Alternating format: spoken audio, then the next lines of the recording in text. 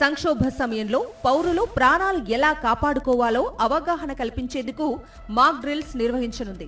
బుధవారం 259 లొకేషన్లలో మాక్ డ్రిల్స్ జరగనున్నాయి. దీనిని ఆపరేషన్ అభ్యాస్ అని పిలుస్తున్నారు. దాడి జరిగే అవకాశం ఆధారంగా 259 ప్రాంతాలను 3 కేటగిరీలుగా విభజించారు. దేశ రాజధాని ఢిల్లీతో పాటు అణు కేంద్రాలు, మిలిటరీ బేస్లు, రిఫైనరీలు, హైడ్రో ఎలక్ట్రిక్ ప్రాజెక్ట్స్ ఉన్న అత్యంత సున్నితమైన ప్రాంతాలను ఫస్ట్ కేటగిరీలో చేర్చారు. విశాఖపట్నం, హైదరాబాద్ 2వ కేటగిరీలో ఉన్నాయి. ఒకవేళ యుద్ధం వస్తే భద్రతా దళాలు ఎలా ముందుకు వెళ్తాయి, సరిహద్దు రాష్ట్రాల్లోని ప్రజలు ఎలా స్పందించాలి అనేది సెక్యూరిటీ మాక్ డ్రిల్లో ట్రయల్ వేయనున్నారు. ప్రజలకు అవగాహన కల్పించనున్నారు. ఇందులో ఎలక్ట్రిసిటీ బ్లాకౌట్, మొబైల్ సిగ్నల్స్ నిలిపివేత, ట్రాఫిక్ దారి మళ్లింపు, ప్రజలను సురక్షిత ప్రాంతాలకు తరలించటం, పబ్లిక్ అనౌన్స్మెంట్స్ వంటి చర్యలు చేపడతారు.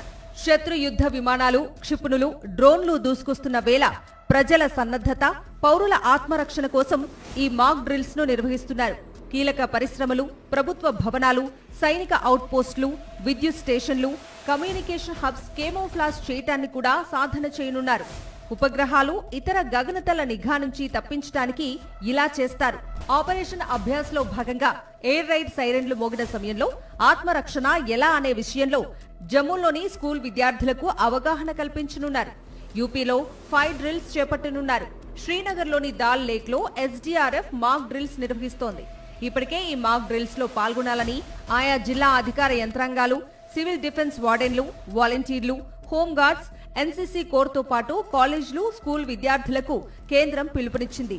మాక్ డ్రిల్లో భాగస్వామ్యం కావాలని పార్టీ కార్యకర్తలకు ఆదేశాలిచ్చింది బీజేపీ హైకమాండ్. దాదాపు 50 సంవత్సరాల తర్వాత దేశవ్యాప్తంగా ఈ తరహా సివిల్ డిఫెన్స్ మాక్ డ్రిల్స్ ను చేపడుతున్నారు.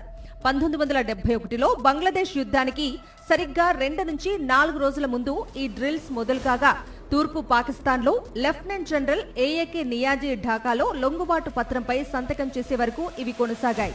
అంతకుముందు 1962-65 యుద్ధాల సమయంలోనూ సివిల్ డిఫెన్స్ మాక్ డ్రిల్స్ జరిగాయి. కార్గిల్ యుద్ధం అప్పుడు జరిగినా అవి జమ్మూ కాశ్మీర్, పంజాబ్, రాజస్థాన్ వంటి సరిహద్దు రాష్ట్రాలకే పరిమితమయ్యాయి.